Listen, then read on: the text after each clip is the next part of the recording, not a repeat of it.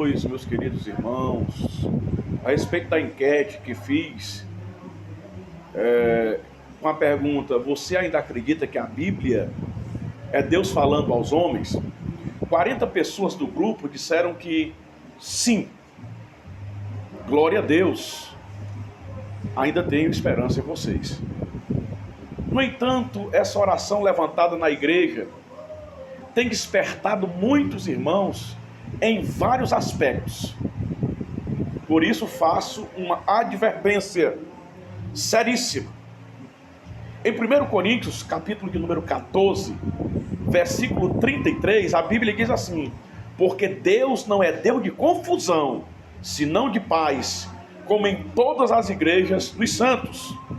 Então, meus irmãos, a Bíblia adverte sobre os danos que a discórdia, intrigas, desordem e confusão causam na vida das pessoas dentro da igreja. Os filhos de Deus devem marcar a diferença, vivendo de forma orientada e pacífica, né? Amando uns aos outros. Será que é difícil entender isso? Toda revelação, sonho, visão, profecia e etc., tem de estar de acordo com a palavra de Deus. Será que é difícil entender isso também? Vejamos em 1 Coríntios 14, versículo 12. Vocês disseram que acreditam na Bíblia. Assim, uma vez que aspirais os dons espirituais, procurai-os tê-lo em abundância para edificação da igreja. Edificação da igreja. 20, versículo 20. Irmãos, não sejais criança quanto ao modo de julgar, na malícia sim, sede crianças, mas quanto ao julgamento, sede homens.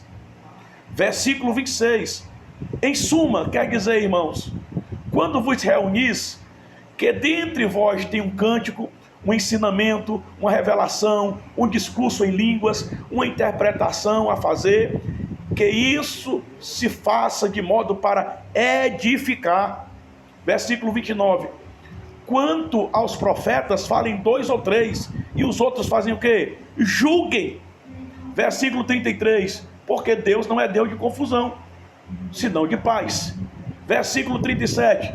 Se alguém se julga profeta ou agraciado com dons espirituais, reconheça que as coisas que eu escrevo são mandamentos do Senhor. Versículo 38. Mas se alguém quiser ignorá-lo, que ignore. Ou seja, o pastor da igreja, que é comissionado por Jesus, recebe dele de como conduzir aquele rebanho, mas terá sempre, irmão, alguém para ignorar as ordenanças. Olha, a esse Paulo diz que será ignorado. No segundo livro das Crônicas, no capítulo 15, versículo 2, a Bíblia Sagrada diz: e saiu ao encontro de Asa e disse: ouve-me, Asa, e todo Judá e Benjamim, o Senhor está convosco, enquanto vós estáis com ele, e se o buscardes, achareis, porém se o deixar, ele vos deixará a vós. Então, meus irmãos, Deus já fez a parte dele. Qual foi? Enviou seu filho. Jesus já fez a parte dele. Qual foi? Morreu na cruz por você. O Espírito Santo já fez a parte dele, te convenceu do pecado, da condenação e do juízo. O pastor está fazendo a parte dele, ensinando a palavra de Deus de verdade, cuidando de quem quer ser cuidado de verdade, né? Com a palavra de Deus, sadia, mostrada, revelada. E você, irmãos, não fique aí parado, criticando. Deixe Jesus te curar com a sua palavra e venha para o caminho certo, o caminho da responsabilidade, o caminho da eficácia da palavra de Deus, o caminho da obediência. Ora, a responsabilidade do pastor e a liberdade de escolha, eu fiz esse texto lá, mais em cima aí no grupo.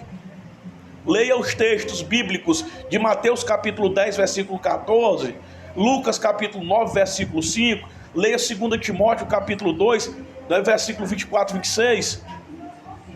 Como pastores, irmãos, temos a responsabilidade de cuidar do rebanho de Deus e de ensinar a palavra de Deus. No entanto, às vezes nos deparamos com pessoas que não querem ser ajudadas, que não querem ouvir a mensagem do Evangelho, que não querem mudar seus comportamentos.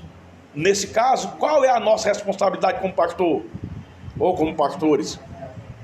Então, se você lê em Mateus 10,14, Jesus diz aos seus discípulos: se alguém não vos recebe, referência aos pastores, aos discípulos, nem ouve as suas palavras, saí daquela casa, daquela cidade, sacudi a poeira dos vossos pés.